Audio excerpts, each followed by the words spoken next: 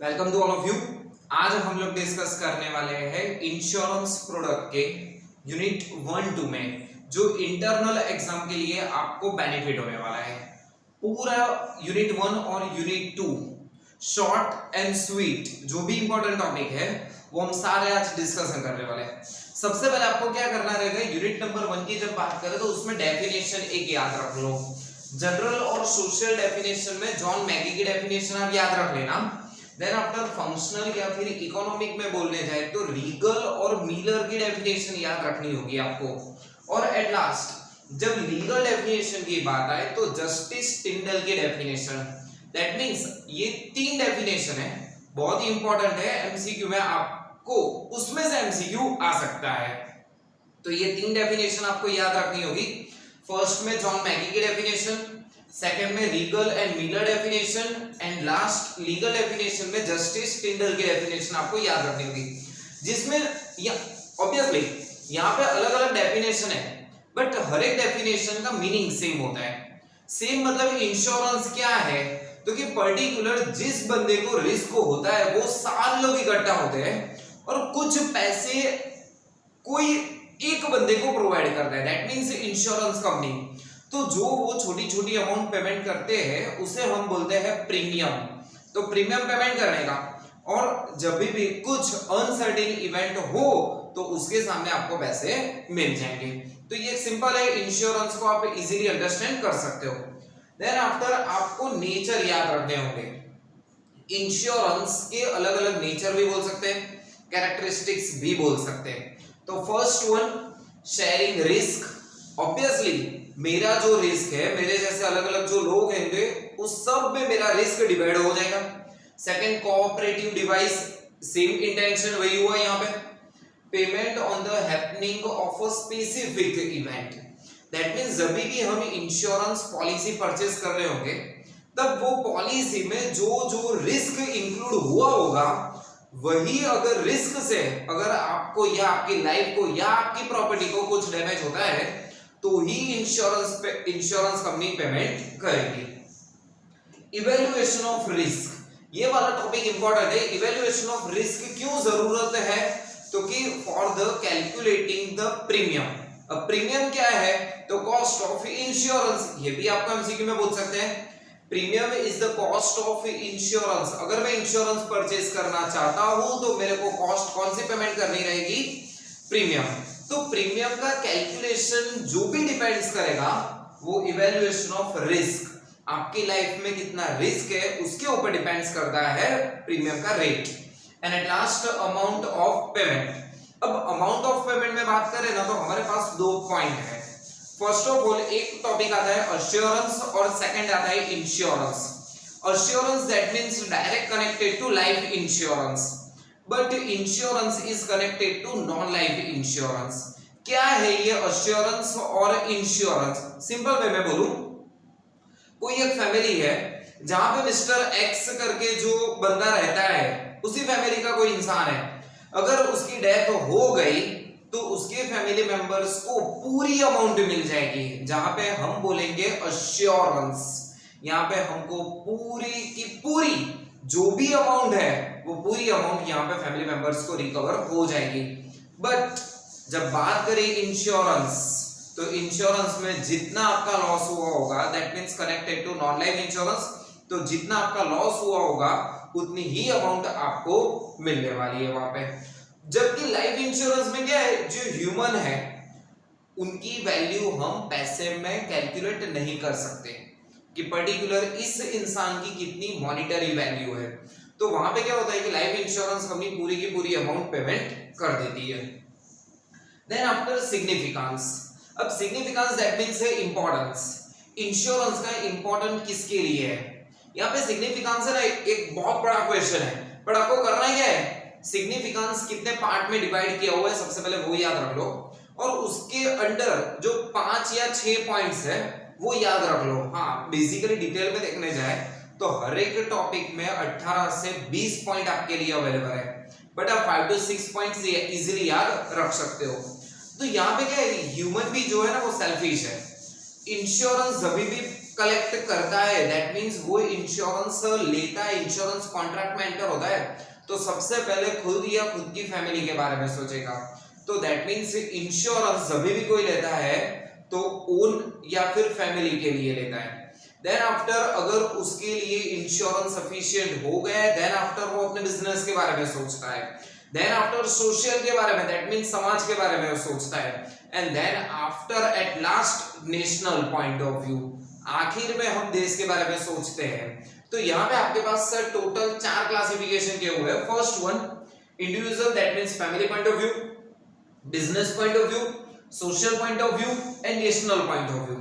But social point of view में आपको ये याद रखना होगा कि जो इंश्योरेंस का बिजनेस है ना, उसमें से बहुत सारे लोगों को एम्प्लॉयमेंट मिलती है।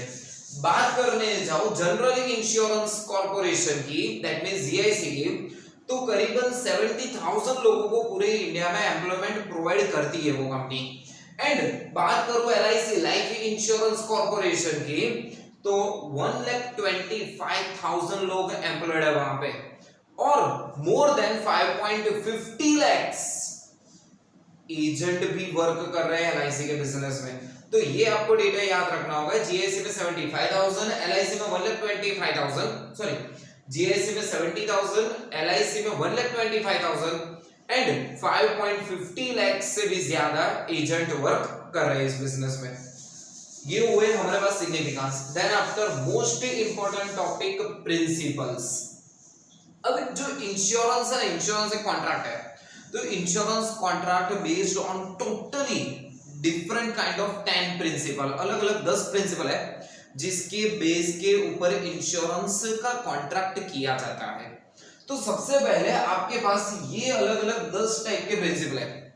शॉर्ट में ही डिस्कशन करने वाला हूं, यहाँ पे पूरा डिटेल में नहीं समझाऊंगा कि प्रिंसिपल क्या है, अलग अलग एग्जांपल देके नहीं समझाऊंगा, बट सिंपल कोऑपरेशन में आपको ये याद रखना होगा कि यहाँ पे एक दूसरे को लोग कोऑपरेट करते हैं। अगर एक का लॉस हुआ है तो दूसरे भी बेयर करते हैं, तो क्या होगा, अल्टीमेट जिस इंसान को लॉस हुआ होगा उसका लॉस ऑटोमेटिकली रिड्यूस हो जाएगा, बाकी सब में डिवाइड हो जाएगा। दैट मींस इसमें इतना बोल सकते हैं, one for all and all for one. That means हर एक लोगों का पेमेंट जो इकट्ठा किया जाता है वो किसी एक के पास रहता है, और जब किसी एक को अगर कुछ लॉस हुआ है तो उस फंड में से पैसे पेमेंट किए जाते हैं। Second, probability. अब प्रोबेबिलिटी क्या है, तो कि प्रोबेबिलिटी रिस्क होने की प्रोबेबिलिटी आप में कितनी है। अगर मेरी लाइफ में कुछ होने वाला है, ये 100% श्योर है, दैट मीन श्योर इवेंट है, तो इंश्योरेंस कंपनी मेरे को उस प्रॉब्लम के लिए इंश्योरेंस प्रोवाइड नहीं करेगी। दैट मीन्स जो अनसर्टेन है उसमें ही मेरे को इंश्योरेंस मिलेगा। अगर कुछ श्योर इवेंट है जो होने ही वाला है, कंफर्म है, तो मेरे को वहां पे इंश्योरेंस कंपनी इंश्योरेंस कॉन्ट्रैक्ट में एंटर नहीं होने देगी। तो ये लोग प्रोबेबिलिटी किसकी फाइंड आउट करते हैं कि पर्टिकुलर आपकी लाइफ में क्या क्या रिस्क है, कितने परसेंटेज है। अभी प्रोबेबिलिटी कैसे फाइंड आउट करते हैं, तो उनके पास 2 रास्ते हैं। फर्स्ट, कैलकुलेशन करते हैं, जैसे हम मैथ से स्टैटिस्टिक्स प्रोबेबिलिटी फाइंड आउट करते हैं वैसे, और सेकंड ऑप्शन है पास्ट एक्सपीरियंस। अब वो भी लोग जो इंश्योरेंस कंपनी में बैठे होंगे वो भी बहुत सालों से उस फील्ड में है, तो उन लोगों को पता होता है कि पर्टिकुलर आपका बिजनेस ऐसा है, आपके फैमिली बैकग्राउंड ऐसा है, तो आपके ऊपर क्या अलग अलग टाइप के रिस्क हो सकते हैं, तो उस रिस्क के हिसाब से आपकी प्रोबेबिलिटी फाइंड आउट की जाती है, और प्रोबेबिलिटी के बेस के ऊपर आपका प्रीमियम डिसाइड किया जाता है। इंश्योरेबल इंटरेस्ट, ये भी एक एमसीक्यू पॉइंट है। इंश्योरेबल इंटरेस्ट दैट मींस आपका जिस चीज में फिनेंशियल इंटरेस्ट है आप उसी का इंश्योरेंस ले सकते हो, दूसरे किसी का इंश्योरेंस नहीं ले सकते। तो यहां पे आपको ये याद रखना होगा कि इंश्योरेबल इंटरेस्ट का प्रेजेंस कब होना चाहिए।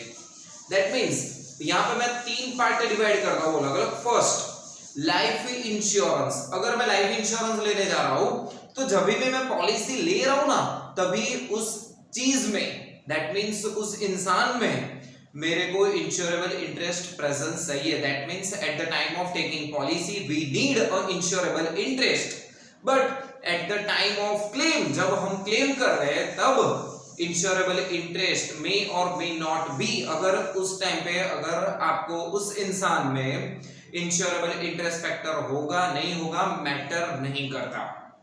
तो फर्स्ट दोबारा रिपीट करवा देता हूं, लाइफ इंश्योरेंस में जब आप पॉलिसी टेक ऑन करते हो तो इंश्योरेबल इंटरेस्ट सही है, but at the time of claim आपको जरूरत नहीं है तो भी ठीक है, नहीं है तो भी ठीक है।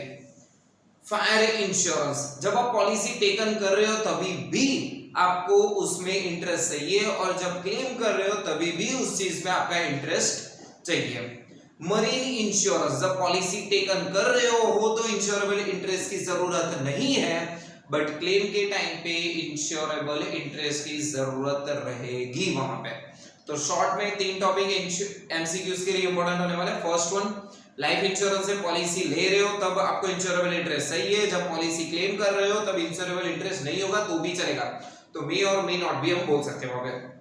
Fire insurance both the time insurable interest must be required at the time of taking policy and at the time of claiming the amount of insurance. And third one हमारे पास है marine insurance. Marine insurance में at the time of taking policy we need not insurable interest, but at the time of claim must be insurable interest is a presence. Then after utmost good faith. Utmost good faith मतलब क्या? यहाँ पे contract है तो contract offer कोई करेगा, acceptance करेगा, that means यहाँ पे दो पार्टी हो गई। फर्स्ट वन है हमारे पास से इंश्योरर और सेकंड है हमारे पास से insured. Insurer that means insurance company, insured that means policy holder. उन दोनों के बीच में जो भी कॉन्ट्रैक्ट होता है उसमें दोनों को जो भी इंपॉर्टेंट इंफॉर्मेशन है एक दूसरे को शेयर करनी चाहिए। अगर किसी एक भी बंदे ने, दैट मींस इंश्योरेंस कंपनी है या फिर पॉलिसी होल्डर है, कुछ ऐसी इंफॉर्मेशन इंटेंशनली या फिर अनइंटेंशनली छुपा के रखी है जो आपके इंश्योरेंस के पॉलिसी कॉन्ट्रैक्ट हो या ना हो वो बहुत ही अफेक्ट करने वाला है। अगर कुछ ऐसा फैक्ट है जो आपने छुपाया है, अगर वो आप डिस्क्लोज कर दोगे तो शायद इंश्योरेंस कंपनी आपको पॉलिसी ना प्रोवाइड करे। That means important material fact अगर आपने डिस्क्लोज नहीं किया हुआ है तो आप अल्टीमेटली जो आपने पॉलिसी ली हुई है वो पहले से ही वॉइड काउंट हो जाएगी। तो अटमोस्ट गुड फेथ में ऐसा बोला गया है कि दोनों पार्टी में जो भी सही बात है इंश्योरेंस के रिगार्डिंग वो एक दूसरे को शेयर कर देनी चाहिए। Warranty, warranty that means a condition. यहाँ पे दो टाइप की होती है, इम्प्लाइड वारंटी और then after express warranty. Express warranty that means policy documents में लिखी हुई होती है, बट इम्प्लाइड वारंटी जो लॉ के हिसाब से एप्लीकेबल होती है। देन आफ्टर इंडेमनिटी, इंडेमनिटी का मतलब हुआ यहाँ पे नुकसान भरपाई। ऑब्वियसली ये लाइफ इंश्योरेंस में एप्लीकेबल नहीं होगा क्योंकि हम ह्यूमन की वैल्यू मनी में नहीं फाइंड आउट कर सकते, तो लाइफ इंश्योरेंस में इंडेमनिटी अप्लाई नहीं होगा। इंडेमनिटी दैट मींस सिर्फ और सिर्फ नॉन लाइफ इंश्योरेंस। पर्टिकुलर मेरी एसेट को कुछ लॉस हो गया है, जितना लॉस हुआ है उतना ही मेरे को पैसा मिलेगा, उससे ज्यादा पैसा नहीं मिलने वाला है। देन आफ्टर सबरोगेशन, वो भी उसके रिगार्डिंग की पॉइंट हुआ। सबरोगेशन का मतलब क्या हुआ, यहाँ पे आपने जिस पर्टिकुलर इंटेंशन से पॉलिसी ली हुई है अगर वही रीजन हुआ तो ही आपको पॉलिसी के पैसे मिलने वाले हैं। देन आफ्टर कंट्रीब्यूशन, अब कंट्रीब्यूशन क्या है वो बहुत लंबा पॉइंट है, बट कंट्रीब्यूशन में से एग्जांपल भी पूछते हैं ये लोग, तो आपको क्या करना रहेगा, कंट्रीब्यूशन के लिए ना एक अलग से वीडियो है उसमें से समझ लो कि आपको एक एमसीक्यू आने वाला है फिक्स है, तो आप डिस्क्रिप्शन में जाके लिंक मिल जाएगी कंट्रीब्यूशन क्या है उसके रिगार्डिंग आप पूरा वहां से अंडरस्टैंड कर लेना, जहां पे मैंने अलग अलग एग्जांपल देके भी वो टॉपिक समझाया हुआ है। प्रॉक्सिमा, प्रॉक्सिमा दैट मींस यहाँ पे क्या है कि एक इंक्लूड पेरिल्स है और एक्सक्लूडेड पेरिल्स है। Include perils that means policy documents में जो लिखा है उसी के हिसाब से अगर आपकी प्रॉपर्टी या फिर आपको डैमेज हो रहा है तो ही आपको पैसे मिलेंगे, अदरवाइज पैसे नहीं मिलने वाले। तो इंक्लूडेड पेरिल्स में पैसे तुरंत ही मिल जाएंगे, बट अगर एक्सक्लूड पेरिल्स है, आउटसाइडर फैक्टर कुछ अफेक्ट हुआ है और उसके हिसाब से आपको लॉस हुआ है, तो insurance company is not liable to pay the insurance. तो insured perils that mean included perils है तो पैसे मिलेंगे, एक्सक्लूडेड पेरिल से तो पैसे नहीं मिलने वाले। मिटिगेशन ऑफ लॉस सिंपल है, आपने जो भी लॉस हुआ है, प्रॉपर्टी को डैमेज हुआ है, तो उसके पैसे आपको यहाँ पे मिल सकते हैं। तो ये था आपके पास टोटल अलग अलग 10 प्रिंसिपल, शॉर्ट में मैंने समझाए हुए, यहाँ पे डिटेल में किसी भी टॉपिक का डिस्कशन नहीं किया। ऑब्वियसली कंट्रीब्यूशन के रिलेटेड मैंने बहुत डीपली एक वीडियो बनाया हुआ है, वो आप देख लेना एक बार। Then after underwriting process. अब अंडरराइटिंग प्रोसेस क्या है, पहले ये समझ लेते हैं। मैं इंश्योरेंस कंपनी में बैठा हूं, दैट मींस मैं अंडरराइटर्स हूं। कोई इंसान मेरे पास आता है जिसको पर्टिकुलर रिस्क है, या तो फिर वो अपनी कार का एक्सीडेंट का इंश्योरेंस लेने आ रहा है, दैट मींस उसने नई कार परचेज की हुई है तो उसका इंश्योरेंस लेने आ रहा है, या फिर उसके लाइफ का इंश्योरेंस लेने आ रहा है कि कहीं पर उसकी लाइफ को अगर डेथ हो गई तो फैमिली मेंबर्स का क्या, उसके हिसाब से इंश्योरेंस लेने आ रहा है। तो अलग अलग किसी भी टाइप का इंश्योरेंस लेने आ रहा है, that means first of all मैं क्या करूंगा, इंफॉर्मेशन कलेक्ट करूंगा। तो कलेक्शन ऑफ इंफॉर्मेशन, अब इंफॉर्मेशन मैं कहां से कलेक्ट कर सकता हूं, तो फर्स्ट ऑफ ऑल उसके साथ में एक फॉर्म में रेडी करूंगा। मैं उस बंदे को बोल दूंगा कि भाई फॉर्म में जो जो डिटेल है वो तू फिल अप कर दे, तो इंफॉर्मेशन मेरे को मिल जाएगी। कभी कभी इंश्योरेंस कंपनी क्या करती है, फ्रेंड्स रिलेटिव्स है, इवन दो नेबर को भी पूछ सकती है आपकी इंफॉर्मेशन कलेक्ट करने के लिए। एक बार कलेक्शन हो गया, देन आफ्टर क्लासिफिकेशन होगा। क्लासिफिकेशन कैसे होगा, दो पार्ट में, क्वालिटेटिव इंफॉर्मेशन साइड में रख दी जाएगी, क्वांटिटेटिव इंफॉर्मेशन साइड में रख दी जाएगी। Therefore first कलेक्शन के बाद क्लासिफिकेशन करना है, देन आफ्टर एनालिसिस करना है। एक तो यहाँ पे 3 स्टेप हमारे खत्म हुए, ये प्रोसेस है, one by one step by step ही जाएगी। आपको इसमें से एमसीक्यू पूछ सकते हैं, 4th step, 3rd step, 7th step, अलग अलग आपको यहाँ पे स्टेप पूछ सकते हैं। फर्स्ट हमने क्या किया, कलेक्शन कर दिया, कलेक्शन करके क्लासिफाइड कर दिया, उसके बाद वहां पे एनालाइज भी कर दिया। अब क्या करना है, डेवलपिंग अल्टरनेटिव्स। क्या मैं, जो इंसान मेरे पास पॉलिसी लेने आ रहा है, मैं इंश्योरेंस कंपनी में बैठा हूं, क्या उसकी पॉलिसी में एक्सेप्ट करूंगा, अलग अलग अल्टरनेटिव क्रिएट करूंगा। मैं इतना प्रीमियम चार्ज कर रहा हूं, इतनी अमाउंट उसको पेमेंट, इतनी अमाउंट का इंश्योरेंस दे रहा हूं, इतना रिस्क कवर कर रहा हूं। अगर वो बोलेगा नहीं सर प्रीमियम थोड़ा डाउन करो, तो मैं प्रीमियम डाउन कर रहा हूं। पॉलिसी अमाउंट अगर वही चाहिए, पॉलिसी की अमाउंट में वो चेंज नहीं चाहता, तो क्या करूंगा, जो रिस्क इंश्योर्ड है, दैट मींस अलग अलग 5 रिस्क मैंने कवर किए होंगे, तो 2-1 रिस्क मैं कम भी कर सकता हूं। तो अलग अलग अल्टरनेटिव्स में क्रिएट करूंगा। अब ऑप्शंस है मेरे पास, सिलेक्शन कौन सा होगा, obviously based on option selection होगा। तो selection of a based alternatives, जो बेस्ड अल्टरनेटिव है वो सिलेक्ट कर लो। सिलेक्ट करने के बाद क्या करना है, इंप्लीमेंटेशन करो। इंप्लीमेंटेशन दैट मींस अगर उस बंदे का इंश्योरेंस आपने एक्सेप्ट किया हुआ है तो उसको इंटीमेशन भेज दो, भाई कांग्रेचुलेशन, तेरे को जो तूने मांगा था इंश्योरेंस कंपनी के पास, तेरी पॉलिसी एक्सेप्ट हो चुकी है। बट अगर ड्यू टू सम रीजन किसी की पॉलिसी आप एक्सेप्ट नहीं कर पाए, उसकी लाइफ में बहुत रिस्क है, वो प्रीमियम पेमेंट करने के लिए कैपेबल नहीं है, तो उस टाइम पे आपको क्या करना रहेगा, उसको एक रिग्रेट लेटर भेजना होगा।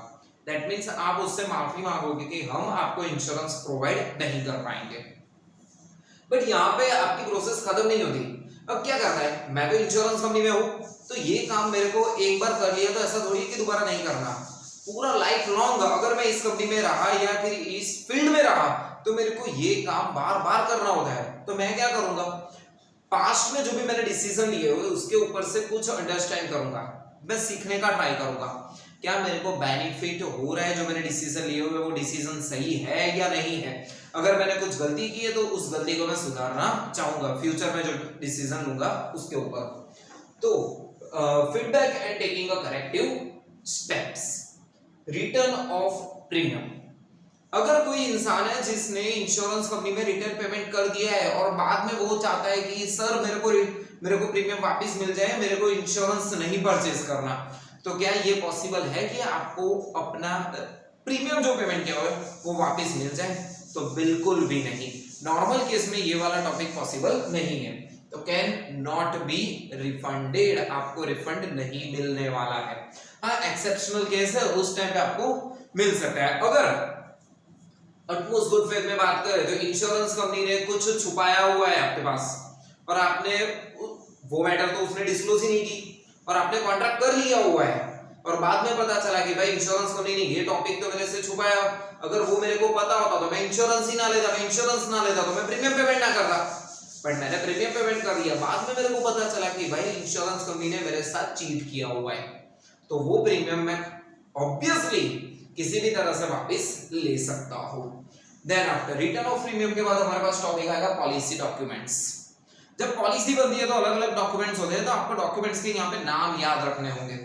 First one preamble, operating clause, proviso, schedule, attestation, condition and privileges. यहाँ पे सिर्फ और सिर्फ आपको नाम ही याद रखने हैं, बाकी कुछ सोचने की जरूरत नहीं है। ये था पूरा यूनिट नंबर 1 के रिगार्डिंग। अब बात करते हैं unit number 2। Unit number 2 insurance देखने जाए तो स्टार्ट हुआ था 17th सेंचुरी में। अब नॉर्मली हुआ क्या था यहाँ पे, जब 17th सेंचुरी में स्टार्ट हुआ ना, तो सबसे पहले बिजनेस की जैसे स्टार्ट नहीं हुआ था। किसी बंदे को पैसे की जरूरत थी, उसने रिस्क ले लिया, बोला कि आप मेरे को पेमेंट करो, अगर आपको कुछ हुआ तो मैं पेमेंट कर दूंगा। ऐसे ही नॉर्मली पैसे कलेक्ट करने के लिए एक स्कीम बनाई गई थी, बट उस स्कीम में सक्सेसफुल हो गया तो उस बंदे ने वही काम स्टार्ट कर दिया। बट 17th सेंचुरी की बात करें तो ये हमारा इंडियन का बिजनेस नहीं है, ये जो बिजनेस है वो ब्रिटिशर्स का बिजनेस है। तो लेगेसी ऑफ ब्रिटिश बिजनेस, ये हम लोग बिजनेस नहीं करते थे। जब ब्रिटिश रूल चल रहा था इंडिया पे तब वो लोग बिजनेस कर रहे थे, तो उनको देख के हमने भी ये वाला बिजनेस स्टार्ट कर दिया। बट याद रखना उन लोगों का पुराना बिजनेस था, अपने इस बिजनेस में नए हैं, अपने को नहीं पता है कि क्या क्या रिस्क फैक्टर है, कैसे प्रोबेबिलिटी काउंट करनी है, हमको ठीक से नहीं पता। तो हम लोग क्या करते थे, दैट मींस इंडियन कंपनी क्या करती थी, जितना इंश्योरेंस प्रीमियम जो ब्रिटिश कंपनी रखती ना, उससे हम 20% ज्यादा प्रीमियम रखते हैं। तो ये भी आपको पूछ सकते हैं एमसीक्यूज में कि ब्रिटिश कंपनी से इंडियन कंपनी का जो प्रीमियम था अराउंड 20% हायर चार्ज था। तो अगर इंडियन कंपनी से आपको इंश्योरेंस लेना है तो हायर चार्जेस पेमेंट करना होगा। Then after Triton insurance company limited, ये फर्स्ट जनरल इंश्योरेंस कंपनी है जिसकी शुरुआत हुई थी 1850 में। ऑब्वियसली ब्रिटिशर्स ने ही स्टार्ट किया हुआ था और वो भी कलकत्ता में स्टार्ट किया हुआ था। ये याद रखना, फर्स्ट जनरल इंश्योरेंस कंपनी है ट्रिटोन इंश्योरेंस कंपनी लिमिटेड, 1850 में कलकत्ता में स्टार्ट हुई थी, ब्रिटिश कंपनी है ये वाली। लाइफ इंश्योरेंस कंपनी की बात करें तो लाइफ इंश्योरेंस कंपनी का नाम है ओरिएंटल लाइफ इंश्योरेंस कंपनी, 1818 में स्टार्ट हुई थी, वो भी कलकत्ता में, वो भी ब्रिटिश कंपनी ने स्टार्ट की थी। दैट मींस इंडिया में इंश्योरेंस का जो बेस था ना वो ब्रिटिशर्स ने रखा था, चाहे वो जनरल इंश्योरेंस हो चाहे वो लाइफ इंश्योरेंस हो, और दोनों ही कंपनी शुरुआत कहां पे हुई थी, कलकत्ता में ही वहां पे शुरुआत हुई थी। अब क्या हुआ, जब ब्रिटिशर्स से धीरे धीरे हम लोग जैसे फ्री होते गए, आफ्टर 1947 जब इंडिया इंडिपेंडेंस हुआ, तब क्या कर रहे हैं, इंडिया में गोरे लोग तो चले गए बट यहाँ पे उनकी कंपनी अभी भी ऑपरेट हो रही थी। इंडिया में कंपनी ऑपरेट हो रही थी तो वो लोग तो चले गए बट उन लोगों की कंपनी अभी भी ऑपरेट हो रही थी। तो क्या हो रहा था, इंडियन जो कंपनी है उन लोगों को लॉस हो रहा है। क्यों? क्योंकि वो लोग प्रीमियम 20% हायर चार्ज कर रहे हैं। तो कोई भी बंदा इंडियन कंपनी से परचेज नहीं कर रहा, फॉरेन कंपनी से ही कर रहा है। इंडिपेंडेंस हो गया तो क्यों foreign company? After independence government ने डिसाइड किया चलो भाई तुम लोग अपना धंधा ही बंद कर दो, सब इंश्योरेंस वाले, ये पूरा इंश्योरेंस का जो बिजनेस है ना वो हम ले लेते हैं। दैट मीन्स इंश्योरेंस बिजनेस को कर दिया गया, नेशनलाइज कर दिया। दैट मीन्स पूरे का पूरा जो भी बिजनेस था वो गवर्नमेंट ने अपने अंडर ले लिया। बट यहाँ पे भी एक साथ नहीं किया, उसको भी पार्ट में किया। लाइफ इंश्योरेंस को पहले, नॉन लाइफ इंश्योरेंस को बाद में कलेक्ट कर लिया। जब लाइफ इंश्योरेंस में नेशनलाइज की बात करें तो लाइफ इंश्योरेंस जब गवर्नमेंट ने अंडरटेक किया ना, उस टाइम पे करीब इंडिया में around 245 different kind of insurance company work कर रही थी ऑन लाइफ इंश्योरेंस, जिसमें 154 इंडियन कंपनी थी, 60 नॉन इंडियन कंपनी थी और 75 प्रोविडेंट सोसाइटीज थी जो लाइफ इंश्योरेंस प्रोवाइड कर रही थी। सबको बोला भाई आज से तुम लोगों का धंधा बंद, ये धंधा सीधा अपने ले लेंगे, दैट मींस गवर्नमेंट ने ले लिया। कौन सी डेट को? तो कि 19 जनवरी 1956, ये डेट भी याद रखना, 19 जनवरी 1956 में लाइफ इंश्योरेंस को नेशनलाइज कर दिया। अलग अलग 245 कंपनी थी, जिसमें 154 इंडियन कंपनी थी, 60 नॉन इंडियन कंपनी थी एंड 75 प्रोविडेंट सोसाइटीज थी। अब बारी आती है, एक बार लाइफ इंश्योरेंस को तो अपने ने टेक ओवर कर लिया, अब नॉन लाइफ की बारी। उस टाइम पे नॉन लाइफ का business only and only 107 company he run कर रही थी। और अब किया क्या, जो हम गवर्नमेंट है जो 107 कंपनी को जो टेक ओवर तो कर लिया, but general insurance is not a small thing. Life insurance से बहुत बड़ा है general insurance company. Life insurance में सिर्फ लाइफ, दैट मींस अगर डेथ होती है ना तो ही इंश्योरेंस प्रीमियम पेमेंट करना होता है, बट जनरल इंश्योरेंस बहुत ही बड़ा है। तो यहाँ पे क्या हो रहा था कि गवर्नमेंट से हैंडल नहीं हो रहा था, तो उसी टाइम पे पहले से ही नेशनलाइज तो कर दिया, बट नेशनलाइज करने के बाद तुरंत ही उसको 4 पार्ट में वहां पे डिवाइड कर दिया, जहां पे फर्स्ट कंपनी का नाम रखा national insurance company, second new India assurance company, oriental, United India insurance. ये याद रखना, 4 पार्ट अलग अलग है। नेशनलाइज करने के बाद 107 जो कंपनी थी उन कंपनी का मर्ज कर दिया, देन आफ्टर उसके 4 पार्ट अलग अलग कर दिए। First one national insurance company, second new India assurance company, oriental, United India insurance company. और ये काम कब किया? तो 1 जनवरी 1973। ये याद रखना, दोनों जनवरी में ही है। फर्स्ट जो किया था वो 19 जनवरी, उसके बाद जो किया था न्यू ईयर ही सेलिब्रेट कर दिया 73 में, तो 1 जनवरी 1973। देन आफ्टर बात करते, अब गवर्नमेंट ने टेक ओवर कर लिया हुआ है, तो एक्ट तो कुछ होगा ना, क्योंकि कोई भी बिजनेस है तो जहां पे एक्ट अगर नहीं लागू पड़ेगा तो क्या होगा कि जिसको जैसे बिजनेस चलाना है वैसे बिजनेस चलाएगा। सबसे पहले 1912 दैट मींस 1912 में इंश्योरेंस एक्ट बना, फिर 1938 में एक फाइनल एक्ट बना जो आज भी मौजूद है। दैट मींस हम 1912 को फॉलो नहीं कर रहे हैं, 1938 इंश्योरेंस एक्ट को फॉलो कर रहे हैं। तो इंश्योरेंस एक्ट 1938, वहां पे आपको एक सेक्शन याद रखने रहेंगे। First of all 45 misstatement, that means आप गलत नहीं बोल सकते इंश्योरेंस कंपनी में। 39 नॉमिनेशन की फैसिलिटी के लिए बोला है। 41 प्रोहिबिशन ऑफ रिबेट्स, ये सेक्शन याद रखना, एमसीक्यू में आ सकते हैं। आइए रेडी है। Insurance and regulatory development authority, ये वाला एक्ट 1999 में बना हुआ था। अब क्या है कि जैसे हर एक कोई बैंक है, जैसे कि स्टेट बैंक ऑफ इंडिया है, बैंक ऑफ बड़ौदा है, आईसीआईसीआई, कुछ जो भी बैंक है, उस सब बैंक के बाप कौन है? तो क्या आरबीआई। तो वैसे ही जो भी इंश्योरेंस कंपनी है, चाहे वो लाइफ इंश्योरेंस है या फिर नॉन लाइफ इंश्योरेंस है, उन सब कंपनी का बाप कौन होगा? IRDA, insurance regulatory and development authority, जो एक्ट 1999 में क्लियर हुआ था। पोस्टल लाइफ इंश्योरेंस, 2 से 3 एमसीक्यू पक्के हैं यहाँ पे आपके लिए। पोस्टल लाइफ इंश्योरेंस शुरुआत हुई था 1 फरवरी 1884। अब पोस्टल लाइफ इंश्योरेंस है क्या? Postal life insurance that means जो पोस्ट डिपार्टमेंट में जो काम करते थे, और वो भी वहां पे सिर्फ और सिर्फ जो भी मेल है, दैट मींस जो पुरुष जाति है, उनके लिए ही इंश्योरेंस प्रोवाइड कर रहे थे। फीमेल को इंश्योरेंस नहीं मिल रहा था, जो पीएलआई स्टार्ट किया था पोस्टल लाइफ इंश्योरेंस में। बट आफ्टर 4 ईयर, ये तो सिर्फ जो पोस्ट डिपार्टमेंट था उसके लिए था। After 4 year that means 1888, Telegram department में भी जो मेल वर्कर्स है उनके लिए भी ये पॉलिसी अप्लाई कर दिया।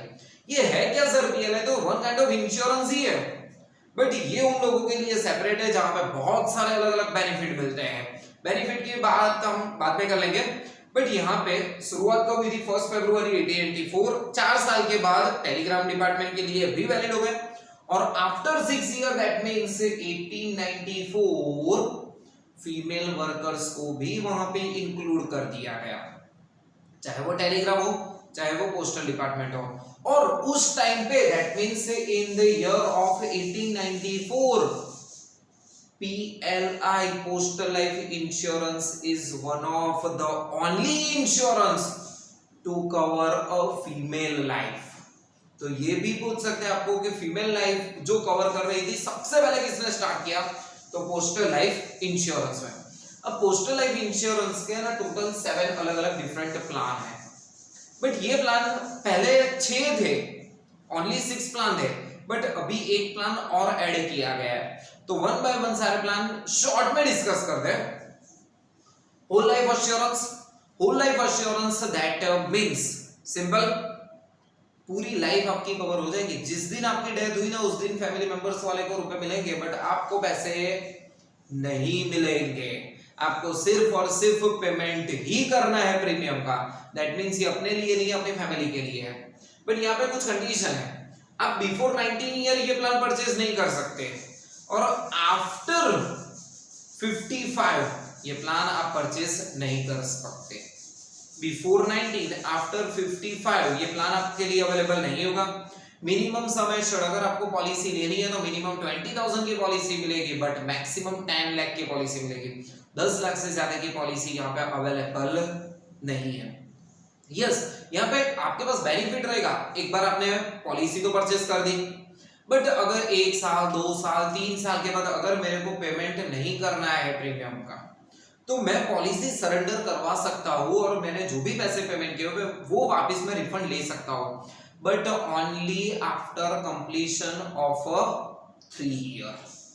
और चलो मैं तो पैसे टाइम टू टाइम पेमेंट कर रहा हूँ, अब मेरे को चाहिए लोन, बट लोन के लिए मेरे पास कुछ ना कुछ सिक्योरिटीज चाहिए। बैंक वाले बोल रहे हैं कि सर कुछ ना कुछ सिक्योरिटीज रखो तभी हम आपको लोन देंगे। सिक्योरिटीज कुछ है नहीं, तो मैं क्या करता हूँ, ये जो होल लाइफ एश्योरेंस की जो पॉलिसी डॉक्यूमेंट है ना, वो भी मैं इंश्योरेंस दैट मींस बैंक में या फिर फिनेंशियल इंस्टीट्यूशन में सबमिट करवा सकता हूँ और इसके ऊपर लोन भी ले सकता हूँ। बट ये वाली फैसिलिटी आपको 4 साल का प्रीमियम पेमेंट करने के बाद ही मिलने वाली है। तो ये याद रखना कि whole life insurance minimum age 19, maximum age 55 year, minimum sum assured 20,000, maximum sum assured 10 lakh है। देन आफ्टर 3 साल कंप्लीट हो चुके तो आप सरेंडर करवा सकते हो।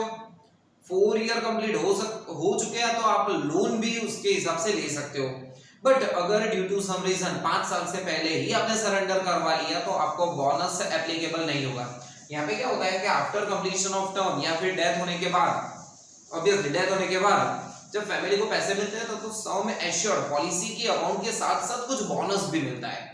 बट अगर आपने 5 साल से पहले अगर पॉलिसी सरेंडर करवा दी या फिर लोन करवा दी, अवेलेबल तो है आपके पास after 3rd year and after 4th year available तो है ऑप्शन, बट अगर वो ऑप्शन लिया आपने तो समझ लो कि उसके ऊपर आपको बोनस नहीं मिलने वाला है। एंडोमेंट एश्योरेंस, अब एंडोमेंट एश्योरेंस क्या है, जिंदगी के साथ भी जिंदगी के बाद भी, दैट मींस मैं आज पॉलिसी ले रहा हूं फॉर 20 ईयर, तो आज से मेरे 20 साल तक, जो मैं 20 साल अगर मैं रह गया जीवित, तो आफ्टर कंप्लीटिंग ऑफ 20 ईयर पैसे मेरे को मिलेंगे। बट अनसर्टेन डेथ हुई तो ये सारे पैसे मेरे फैमिली मेंबर्स को मिल जाएंगे। तो ये अगर मैं जी गया तो मेरे पास पैसे आएंगे, अगर वो एज मैं सरवाइव नहीं कर पाया जो मैंने डिसाइड की हुई है तो मेरे फैमिली मेंबर वाले को पैसे मिल जाएंगे। और यहाँ पे sir minimum yes 20,000, maximum 10 lakh है, लिमिट भी age minimum 19 year, maximum 55 year है। बट यहाँ पे minor change, loan facility and surrender both available after completing of 3 year. Loan facility की बात करें या फिर सरेंडर, 3 साल के बाद आपको लोन या सरेंडर का ऑप्शन आपके लिए अवेलेबल हो जाएगा।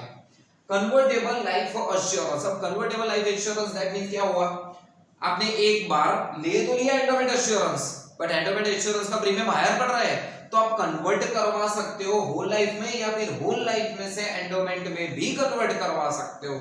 उसके लिए आपको 5 साल मिलेंगे। 5 साल में आप डिसाइड कर लो आपको कन्वर्ट करवाना है तो करवा सकते हो, अगर नहीं करवाना है तो it's okay. Then after money back plan, अब मनी बैक प्लान क्या है, इसको हम एंटीसिपेटेड प्लान भी बोल सकते हैं। पीएलआई की बात करें तो पोस्टल लाइफ इंश्योरेंस में मनी बैक जो प्लान है वहां पे आपके पास 2 प्लान है बस, एक 15 साल का प्लान है और एक 20 साल का प्लान है। बट यहाँ पे एक माइनर चेंजेस है कि इसमें मैक्सिमम सम एश्योर्ड जो है ना वो 10 लाख का नहीं है, वो 5 लाख का है। पहले सारे जो भी पॉलिसी है वहां पे 10 लाख का है मैक्सिमम सम एश्योर्ड, बट यहाँ पे मैक्सिमम टू मैक्सिमम 5 लाख का प्लान मिलेगा। और दो पार्ट के है, अगर आपको 15 साल का प्लान लेना है तो भी ठीक है, 20 साल का प्लान लेना है तो भी ठीक है। बट मनी बैक प्लान क्यों बोलते हैं इसको? यहाँ पे रेगुलर पीरियड के बाद आपको पैसे रिफंड होते जाते हैं। फॉर एग्जाम्पल, अगर मैं 15 साल का प्लान ले रहा हूं तो जैसे ही 6 साल कंप्लीट होंगे ना मेरे को 20% अमाउंट मिल जाएगी, और देन आफ्टर 9 ईयर कंप्लीट होगा मेरे को और 20% मिल जाएगा, 12 साल कंप्लीट हुआ और 20% मिल जाएगा, और 15 साल कंप्लीट होने के बाद 40% विद एक्रूड बोनस मेरे को पेमेंट मिल जाएगा। तो पेमेंट हम देखने जाए ना तो अलग अलग 4 पार्ट में मिलते हैं, 20%, 20%, 20%, 40% प्लस एक्रूड बोनस। बट अगर 15 साल का प्लान है तो 6 ईयर, 9 ईयर, 12 ईयर और 15 ईयर। बट अगर हमारे पास प्लान हमने चूज किया हुआ है 20 ईयर वाला, 20 साल वाला प्लान, तो हमारे पास हमको पैसे कब मिलना स्टार्ट होगा? सेम एप्लीकेबल 4 पार्ट में ही मिलेंगे, बट 8th ईयर 8 साल खत्म होने के बाद, 12 साल खत्म होने के बाद, 16 साल खत्म होने के बाद और 20 साल same 20, 20, 20 and 40% with accrued bonus. But यहाँ पे एक इंपॉर्टेंट टॉपिक क्या पता है?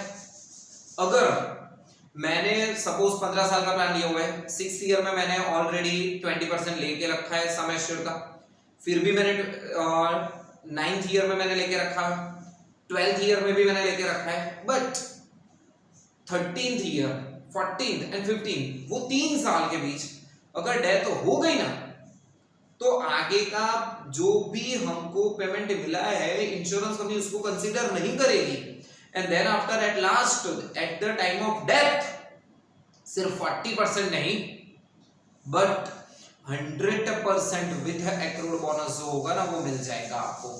दैट मींस यहाँ पे अगर आपकी टिकट कटी तो बेनिफिट है, आगे का जो भी आपको पेमेंट मिला होगा वो पेमेंट काउंट नहीं होगा। तो ये था एक money back plan, joint life assurance. ये हस्बैंड और वाइफ ले सकते हैं, एक ही पॉलिसी में दोनों की लाइफ कवर हो जाएगी। अगर हस्बैंड की डेथ हो गई तो वाइफ को पैसे मिल जाएंगे, वाइफ की डेथ हो गई तो हस्बैंड को वहां पे पैसे मिल जाएंगे। फिजिकली हैंडीकैप्ड, अब फिजिकली हैंडीकैप्ड के लिए भी यहाँ पे पॉलिसी अवेलेबल है, यहाँ पे उसके लिए कोई अलग से पॉलिसी नहीं रखी है, बट फिजिकल हैंडीकैप्ड वाले जो इंसान है इसमें से कोई भी पॉलिसी ले सकते हैं, बट कंपलसरी वहां पे आपका जो मेडिकल टेस्ट होगा ना वो कंपलसरी मेडिकल टेस्ट होगा। तो सर ऊपर वाले एग्जाम में मेडिकल टेस्ट नहीं होगा अगर ऊपर वाली पॉलिसी ले रहे हैं? होगा, बट मैं 20,000, 50,000, लाख तक की पॉलिसी ले रहा हूं ना तो मेडिकल टेस्ट देना कंपलसरी नहीं है, मेडिकल चेकअप नहीं होगा। बट अगर 1 लाख के ऊपर से पॉलिसी ले रहे हो तो मेडिकल टेस्ट कंपलसरी है। बट हैंडीकैप वाले ऑप्शन में 100% आप किसी भी अमाउंट की ले लो ना पॉलिसी, आपको मेडिकल टेस्ट करवाना कंपलसरी रहेगा, एज वेल एज प्रीमियम भी थोड़ा हायर पेमेंट करना होगा। And at last children policy. Children policy मैंने बोला था पहले ही, टोटल हमारे पास 6 पॉलिसी थी, बट ये तो अभी नई हुई है, 20 जनवरी 2006 में पॉलिसी हुई थी।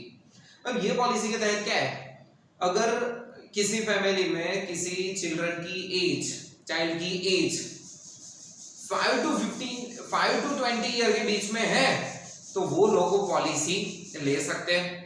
बट वो बच्चा पॉलिसी नहीं लेगा, उनके पेरेंट्स पॉलिसी लेंगे। बट पेरेंट्स की एज भी अगर बिलो 45 ईयर है तो ही पॉलिसी ले सकते हैं, नहीं तो वो भी पॉलिसी नहीं ले सकते।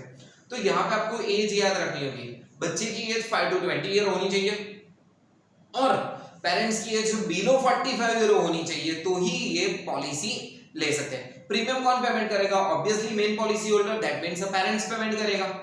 और यहाँ पे एक लिमिटेशन और है, maximum amount of children policies 1 lakh, और अगर इसमें से आपने पहले से ही कोई पॉलिसी लेके रखी है और उसकी अमाउंट 1 लाख से भी कम है तो वो आपके लिए मैक्सिमम अमाउंट हो जाएगी। फॉर एग्जांपल मैंने पॉलिसी लेके रखी है होल लाइफ एश्योरेंस की 70,000 सम एश्योर्ड है, 70,000 की पॉलिसी लेके रखी है। अब मैं चिल्ड्रन पॉलिसी लेना चाहता हूं तो क्या 1 लाख की ले सकता हूं? नहीं, 1 लाख और 70,000 व्हिचएवर इज लोअर, तो 70,000 की ही मेरे को पॉलिसी मिलेगी। अगर due to some reason parents की डेथ हो जाती है, तो वहां पे चिल्ड्रन को पैसे मिल जाएंगे, बट आफ्टर कंप्लीटिंग जो भी होगा बच्चे को तुरंत ही पैसे नहीं मिलेंगे, जो फिनिश करना होगा पीरियड उसके बाद ही मिलेगा। एंड अगर चाइल्ड की डेथ हो जाती है किसी रीजन की वजह से, तो पेरेंट्स को पैसे वहां पे तुरंत रिफंड कर दिए जाएंगे। एंड एट लास्ट अगर बात करूं पीएलआई की, तो हमने बात करी है मिनिमम 20,000 मैक्सिमम 10 लाख है, बट यही पॉलिसी सेम अवेलेबल है rural postal life insurance, that means RPLI में। तो वहां पे मिनिमम अमाउंट है 10,000 एंड मैक्सिमम अमाउंट है 3 लाख। तो हो सके मैंने उतना सारे पॉइंट यहाँ पे कवर कर लिए unit number 1 and unit number 2 के रिगार्डिंग। फिर भी कुछ डाउट्स है या फिर कुछ भी प्रॉब्लम्स है, कुछ एमसीक्यूज है जो नहीं समझ में पड़ रहे, तो वो नीचे कमेंट सेक्शन में लिख सकते हो, उसका आंसर मैं आपको दे दूंगा। और ऑब्वियसली आपके फ्रेंड के साथ शेयर करना। विद इन टाइमिंग ड्यूरेशन बोलूं तो अराउंड 40 मिनट्स यूनिट 1 और 2 ऑलमोस्ट कंप्लीट कर चुका हूं मैं यहाँ पे। तो आपके फ्रेंड्स के साथ भी शेयर करिए, वीडियो को लाइक करना ना भूलिए। तो मिलते हैं नेक्स्ट वीडियो में, ऑल द बेस्ट।